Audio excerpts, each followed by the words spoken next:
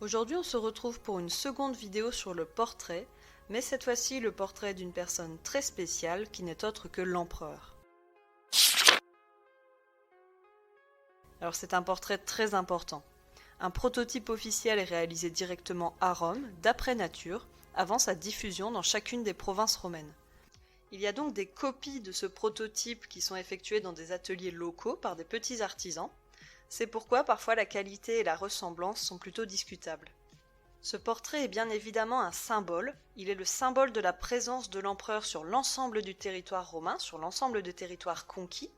Mais il permet aussi plus concrètement à tous les habitants de l'Empire, même les plus éloignés de Rome, de connaître et de reconnaître le visage de celui qui les dirige.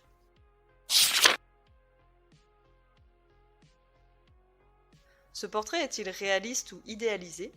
Cette question est légitime en ce qui concerne le visage. Pour le corps, il n'est absolument pas réaliste. Il s'agit de postures symboliques qui répondent à des codes iconographiques. Et parfois un même corps peut être réutilisé pour différents visages, pour différents empereurs successifs, dans un souci d'économie de temps et de matériaux. Au tout début de l'Empire, on peut affirmer que le visage est idéalisé. Auguste, premier empereur, met en place un nouveau régime politique et une nouvelle idéologie avec la divinisation de l'empereur qui n'est plus un simple humain mais un véritable dieu. C'est pourquoi les portraits n'ont pas le droit de montrer les signes de vieillesse ou les défauts.